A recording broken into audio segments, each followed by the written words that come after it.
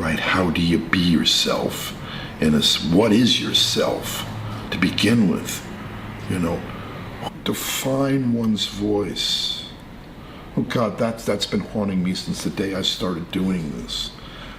Had I decided that I wanted to work exclusively in thrillers, suspense films, horror films, whatever, supernatural thrillers, whatever you want to call it, if I wanted to be genre specific and not move anywhere outside of that, maybe I'd have such a distinctive voice that whether I wanted to or not,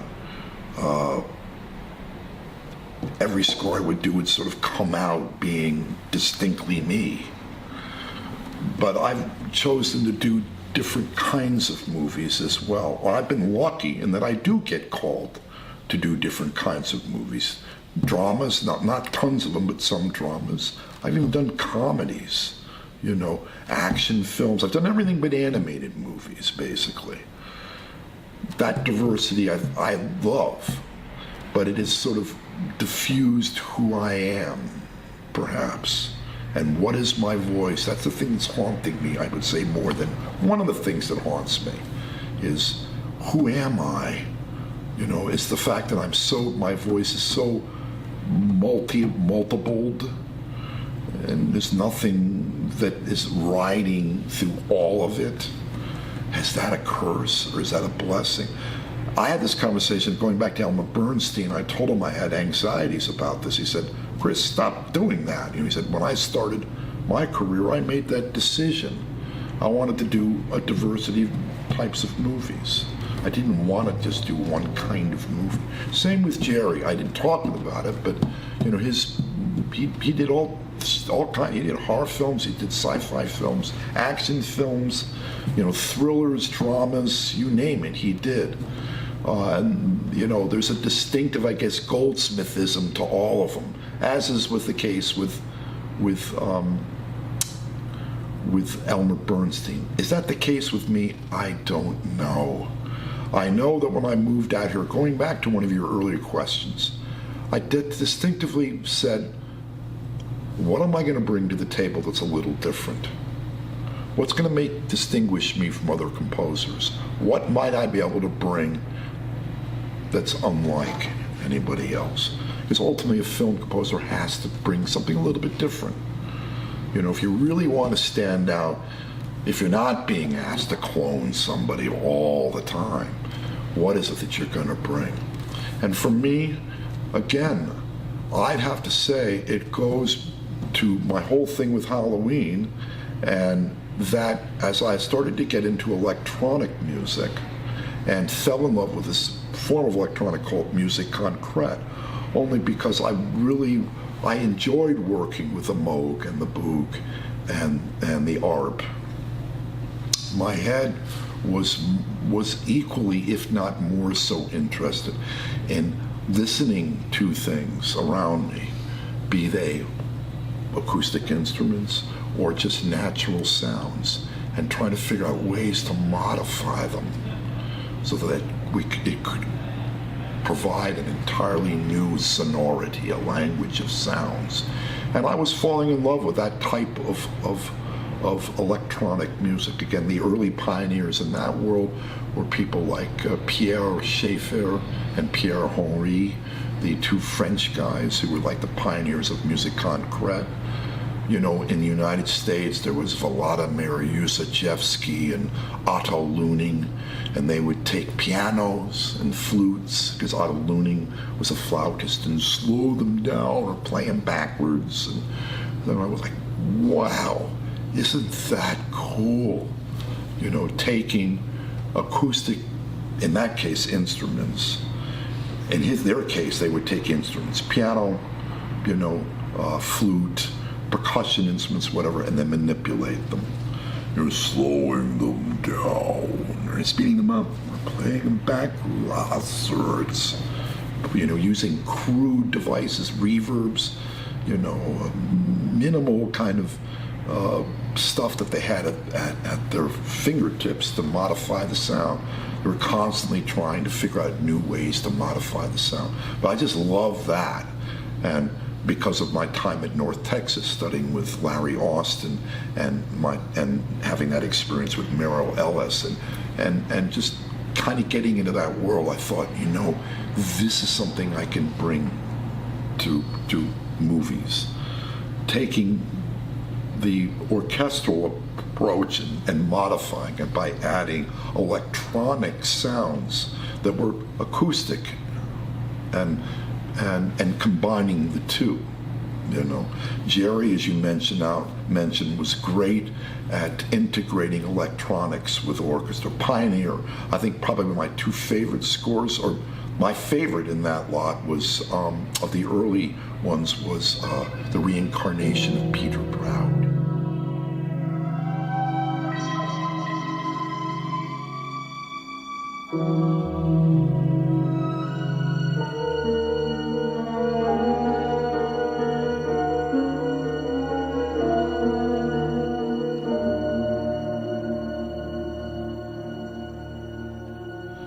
That score with electronics and an orchestra integrated in the weirdest and most wonderful ways.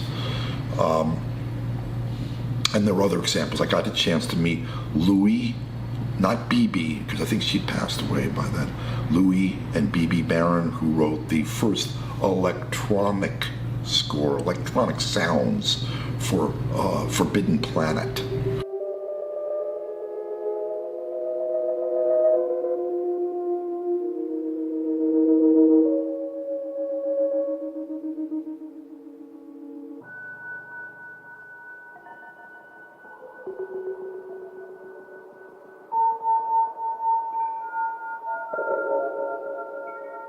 So that was kind of the thing. I was much into that Polish school. Penderecki, Ludosławski, well, Xenakis is not Polish, and Ligeti, and all these different composers who were now looking into clusters and sound mass. And I just love that sound mass thing. And then taking that and adding to it things, slowing down stuff, and adding that to clusters. It was like the orchestra was like, okay, well, that's different. No one in Hollywood's doing quite that yet, And so that's what I thought I'd bring. So that was your way of searching for your voice. That was my way of searching for my voice. Is trying to. I'd fallen in love with sound, that whole Polish school. I truly had. When I heard Penderecki for the first time, I didn't think horror movies. Unfortunately, Penderecki and that whole school now has been so identified with horror films. You do clusters, aggressive clusters, and people go, oh, that's supposed to scare you. And that's maybe why people don't like it on the concert stage. Connected to a movie, it's A-okay. But at that time, I remember the very first Penderecki piece I ever heard, which blew my mind, and I thought I was hearing the voice of God, actually, was Utrenja. It's called Utrenja, the Entombment of Christ, Utrenja.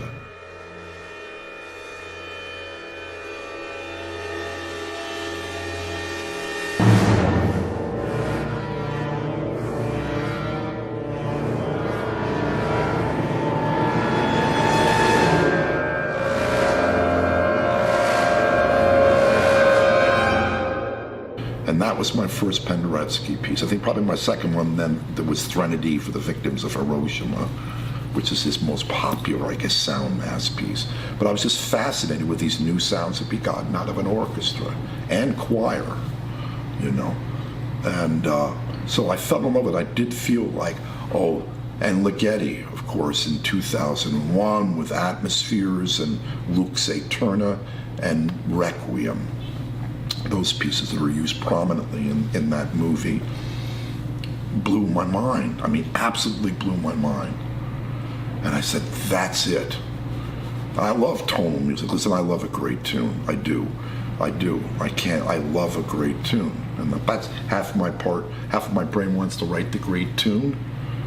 And the other half of me says, to hell with tunes. Let's go for powerful, dark, but not frightening, but just mysterious tones that add up to create something that helps us understand the beyond. I know it sounds kind of corny, but No, I don't think it does. You're making me think that, for me, that we all try to pursue our voice in different ways.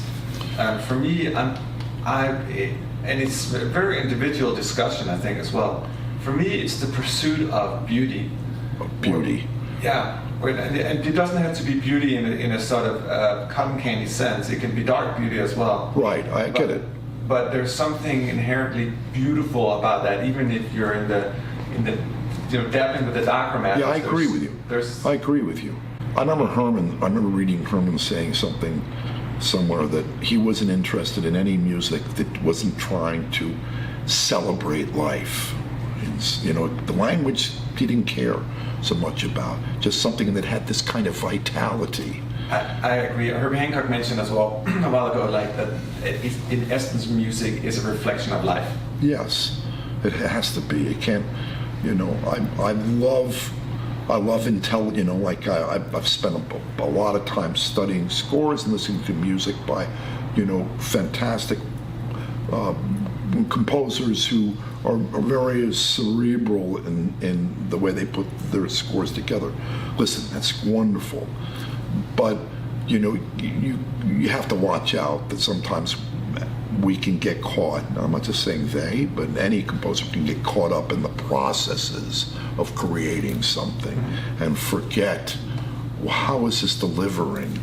I'm not an ivory tower dude. You can't. Of course, that's why I'm a film composer.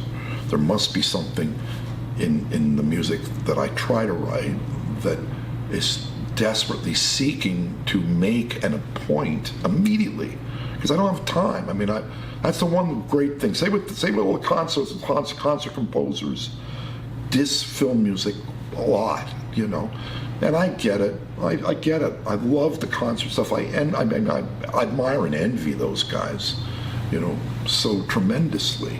What they're doing is high art stuff, and they're doing it because of their love of music. Truly, we are getting paid to do this, and there's upsides and downsides to that, But go back to history. Mozart, Beethoven, they all needed to get paid to work. They didn't just do it for their own blue eyes, Like they for the most part, I think in music history, there's always been another motivation as well. Right, money is a good motivation. It gets you out. Right, love, money gets you out of bed. You got to get it done. And movies, you not only got to get it done, but you cannot not get it done on time, because if you don't, you're going to get sued. Okay, so you can't afford not to get up to get the job done, no matter what's going on in your life. You can get hit by a truck on the way over to the office, but you're still going to write that cue. Right. I often empathize with composers, particularly in media, whether it's video games or movies or film or TV. There's weekly deliverables. How do you think that the time restriction, does it force creativity or does it kill creativity?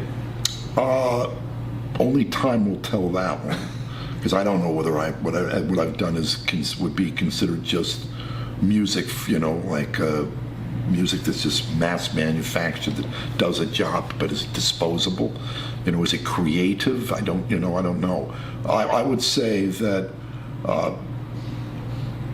that's something that film composers have to have, that additional capacity of being able not to have to search too long for the musical solution to the problem at hand. It has to come immediately. Does that deter their creativity or not? Some wonderful scores have been written in 2 weeks' time, and and equally wonderful scores have been written in a year's period of time. Miklos Rozsa said the reason why Ben-Hur, which is probably his most beloved and best known score, was as good as it was because he got to spend a year on it. If he'd been given 2 weeks on it, what would it have been like?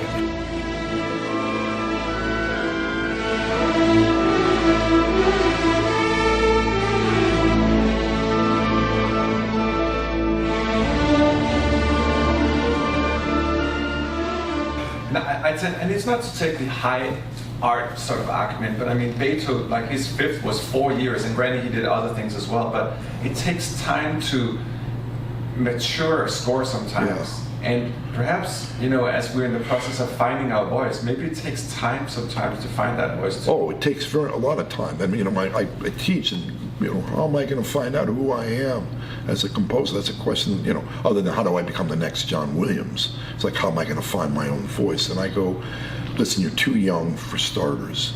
It takes a long time. Remember, John Williams, before he was the great John Williams, was Johnny Williams.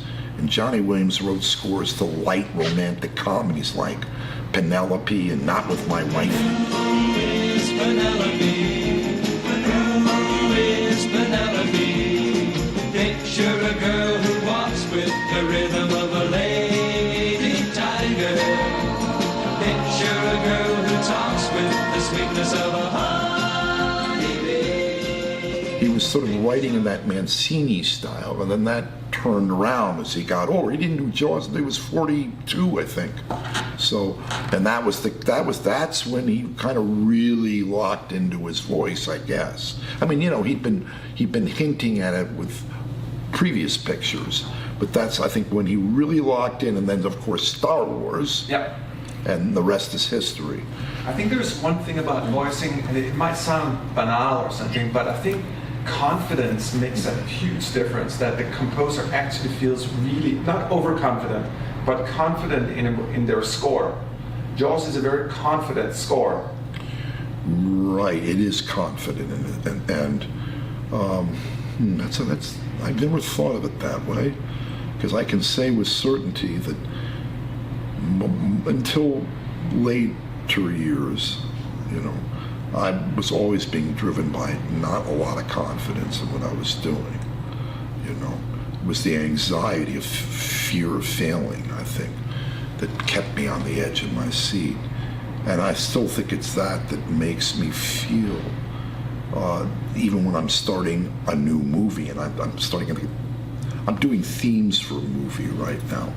I can't do the whole score, but I've just been asked to do themes, and this is, I think, movie like at the number 125 or 126. I'm still fucking riddled with anxiety.